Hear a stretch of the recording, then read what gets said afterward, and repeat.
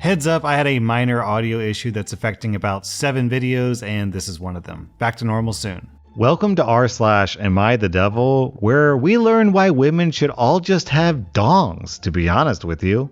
Our next Reddit post is from Matavin Wamabuli. It comes from the subreddit r/slash the 10th dentist, which is like, you know those commercials where they say 9 out of 10 dentists recommend such and such. Well, the idea is this subreddit is for the 10th dentist, the guy who doesn't stick with the norm, who branches out and has a weird opinion. So we have a really weird opinion here, no doubt about it. The title of this one is something else. As a straight man, vaginas are badly optimized interfaces, and I would prefer them evolutionarily eradicated. Just for clarity, moving forward, I'm going to use the term lady parts because YouTube probably isn't going to like the V word too much. I'm a straight man. I love women. I'm not closeted. I'm not trolling.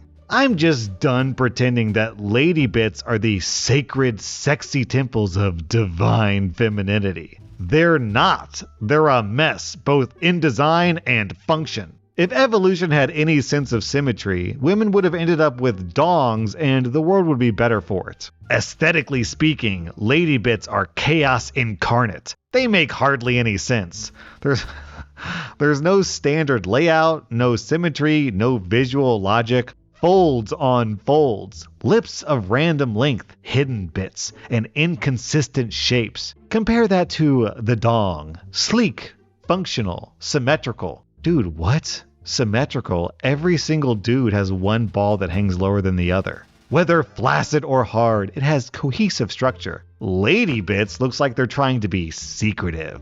The clitoris is great, so why is it buried? The main engine of female pleasure, the C word, is basically buried treasure with map prerequisite and terms and conditions, a wall of text you have to read and agree. You need, Jesus Christ, you need to spread folds, shift skin, and sometimes ask for directions. If women had dongs instead, like literally instead of the C word externalized, it makes so much more sense.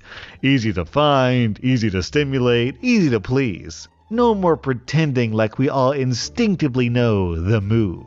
I'm looking at you, Helen. It would make mutual pleasure so much more straightforward and honest. If a woman wants intercourse with me, cool, but I shouldn't be needing a PhD in female anatomy to deliver whatever she's expecting me to deliver. Then, speaking of health, lady bits are a high maintenance liability. I don't know why people keep pretending like lady bits are low effort. It's an internal organ exposed to the outside world. Constant discharge, blood, pH balance issues, yeast infections, bacterial vaginosis, UTIs from doing it too rough or wiping the wrong direction. It's like maintaining a biohazard you can't even fully see. I just wash my dong with soap.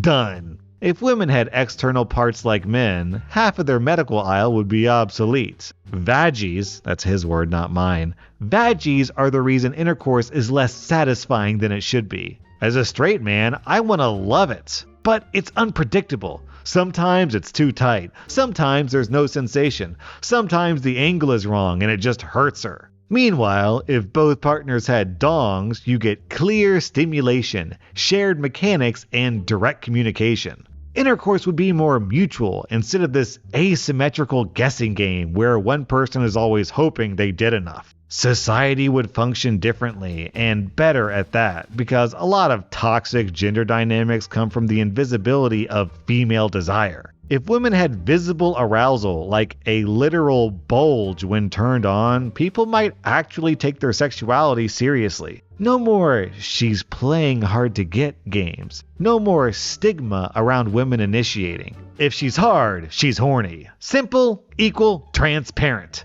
That alone would kill half of patriarchy's sexual double standards. Why shame? Women's clothes are designed around hiding a secret. Pads, tampons, panty liners are what it's called. They're all shame, silence. I just walk around without having to pretend that I'm shy of my anatomy. Imagine if women had external genitalia. Then there'd be no cultural obsession with tightness or virginity. No more locker room myths. Just genital equality out in the open. No more euphemisms, no more taboo, just body parts. In fact, even adult content would benefit. You ever notice how weird lady bits look in adult content unless the angle is just right? It's often just some weird, fleshy portal, and the camera's trying to find a way to make it look like anything other than what it is. So a small, feminine phallus would solve that. My final thought is, I'm not saying we scrap lady parts tomorrow. I'm saying if you remove emotion, social programming, and 200,000 years of conditioning, the lady part is a badly optimized interface. High maintenance, hard to navigate, and visually chaotic. The dong, despite its own advantages, is a superior design. And if women had it streamlined, sensitive, and functional, the world would be simpler, intercourse would be clearer, and culture would be more honest. This isn't about being gay, insecure, or onto other stuff. It's about seeing past the worship and calling out a flawed design when I see one. Yeah, ladies, what gives? Here's what I want to know, and I expect an answer from you in the comments. Why is it so close to the butthole? Huh, explain that! Why would anyone put a sewage plant right next to an entertainment facility? Why would anyone put an amusement park right next to a sewage processing plant? And even worse than that, how about some originality? That body part's been pretty much unchanged for like 1,000,000 years. Boring! Snooze! Come on, they put out a new iPhone version every year. You can't at least come out with Vajongo version 2.0? Our next Reddit post comes from rSlash True Off My Chest. My fiance sided with my sister over me in a family argument, and it hurts. I'm a 24-year-old guy, and I'll call my fiance, Katie, a 24-year-old woman. Our relationship has basically been blown up because we had a huge argument after she said that my sister was right. Me and Katie have been together for almost 3 years. We've lived together for 10 months, and we got engaged almost 6 months ago. We've never had an argument like this, and now she won't even talk to me. This situation with my sister doesn't affect Katie or us together at all, so I don't know why this happened. I thought that it was a given that couples side with each other and stay out of arguments that the other person has with their own family. But Katie has full out sided with my sister. After me and Katie argued about her not backing me up, she went to stay with her cousin. This is a time I really need her because of what's going on with my sister, but she hasn't been there at all. I'm second guessing myself if I should even marry her now. I just needed to vent somewhere since my fiance has basically abandoned me. This entire situation hurts so much, and the crazy thing is, I still miss her. I have 2 sisters, Jamie who's 29 and Rose who's 28. My older sister, Jamie, is addicted to drugs. None of us know how it happened. Jamie went to university on a scholarship. She was going to be a doctor. But after her first year of university, she lost her scholarship and was expelled because of bad academic performance and other issues. She'd started using drugs sometime during her first year of university. She would have been 18 or 19 years old then. I'm not in denial about Jamie having a drug addiction. Despite us helping her go for rehabilitation several times, she hasn't stopped using drugs. Jamie has turned into a person that no one recognizes. She lies, she steals, she's violent, she's angry. Our family is desperate to help her. I've taken money from my savings to help pay for rehabilitation. My parents had to sell their house because of the costs. Other family members have helped. We just want Jamie to get better. My other sister, Rose, cut Jamie off when Jamie went back to using drugs after her first time in rehabilitation. They haven't spoken in years. Rose is an engineer. When she graduated from university, she got a ring. That ring is given to all new engineers when their career begins. Last year, Jamie stole Rose's ring, and that's what started all this. Jamie didn't find any other valuables, and she wasn't able to take Rose's car since it's not an automatic. We all begged Rose not to report Jamie to the police. I offered to buy her a new ring, and so did our parents. The ring isn't even valuable or costly at all. Rose opted to report it to the police, and they treated it as a burglary. Rose was also angry at our parents because Jamie had taken the spare key Rose had given them, and our parents never told her. The only things Jamie took were the ring and the key, but she was arrested for burglary and theft. Shortly after, the police recovered the ring that she sold. We were furious at Rose, but she said that Jamie deserved it. I couldn't imagine calling the police on family, and Jamie has stolen money and things from me before. Jamie was originally released leading up to her case in court, but she continued to use drugs. She lied to the police, and she assaulted 2 police officers. She committed other burglaries. If Jamie stole from strangers, my parents would deal with it privately, but the police intervened since Jamie was on release. She was taken back into custody until her trial. Rose took a contract job in the US for several months because she was so angry at Jamie and us. She came back in January, and now she testified at the trial and said things about Jamie that, in my mind, are unforgivable. My argument with Rose was over her calling the cops and saying Jamie was dead to her, among other things. It's because of Rose that Jamie was convicted of several charges and was sentenced to prison last week. I'm so angry at her, and so are my parents. The police never would have been paying attention to Jamie if it wasn't for Rose, and it never would have led to the other serious charges that Jamie got when she was on release. I've never been so angry in my life. My girlfriend Katie says that Rose is right about everything she said about Jamie, and that I should have called the cops about Jamie's theft or violence, and that she would have told me to call the cops if she had known about what Jamie had done to me. I can't imagine calling the police on family, no matter what they've done. I'll always do everything in my power to help Jamie. I'm afraid Jamie will get hurt while in prison. It wasn't a good situation the last time she was in there. She's not a fighter or a mean person. She doesn't belong there. Me and my parents and other family are going to phone her, write to her, and visit her as much as possible. But Katie is against that too. I'm not saying Jamie is perfect, but she's family. I'm angry at Rose, and I can't believe Katie sided with her over me.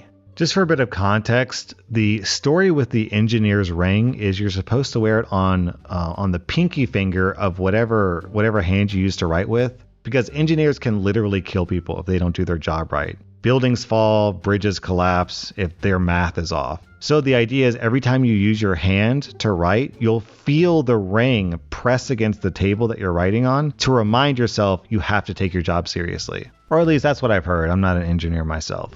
I'm guessing that most people are seeing OP as a kind-hearted enabler. Like, yeah, his heart's in the right place here, but ultimately he's not really helping the situation. He's just letting his drug-addicted sister get away with it, which of course leads to more drug use. And down in the comments, people are talking about another relatively famous story on Reddit that got a lot of upvotes, which shows the end result of OP's enabling, though these are all completely different characters. This comes from Zealous Ideal Zesty. My girlfriend and I have been together for a year and a half.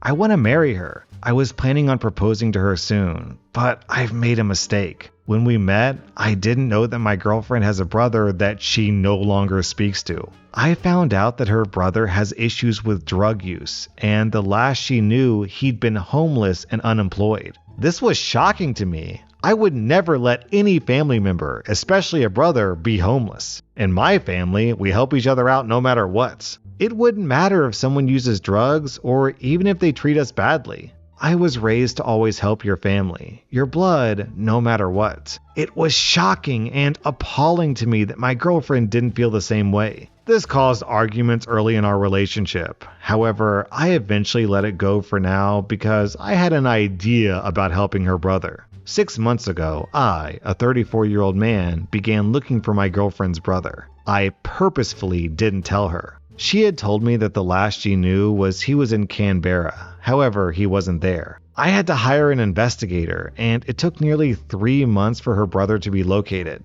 I brought him here once he was located and told him I would help.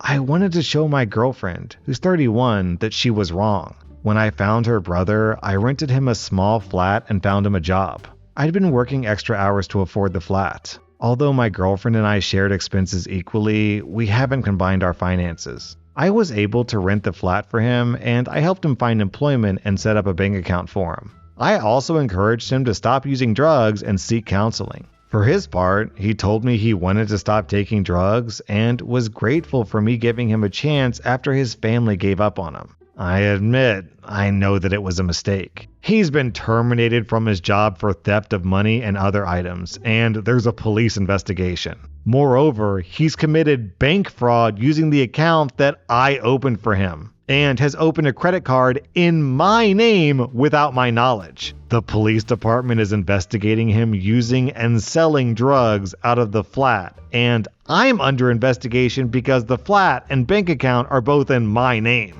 There was also a potential overdose in the flat. I was advised to hire a lawyer because I'll likely be facing criminal charges even though I had no knowledge of her brother's actions. My girlfriend's brother is nowhere to be found now. My job is in jeopardy, and my girlfriend ended the relationship last week after she found everything out. We were together for 18 months and had lived together for 6 months. I wanted to propose and marry her. I now admit that she was right, and I was short-sighted in trying to help her brother. I realize I made a mistake, but she was so angry at me. I know that I deserved the anger, and I should have listened to her about his drug use and criminal record, and why no one in her family speaks to him. I don't even care about the other problems as much as her leaving. I don't know what he was doing, however, I've been pulled into it. I made a mistake, and I realized that my own family's way of always helping no matter what is wrong. I don't even know what to do now. This top comment. Imagine screwing up your life just so you could teach your girlfriend a lesson. This other commenter. Correction. Fail to teach your girlfriend a lesson. That was rSlash, and if you like this content, check out my podcast where I publish the exact same episodes. Also, hit that subscribe button because I put out new Reddit videos every single day.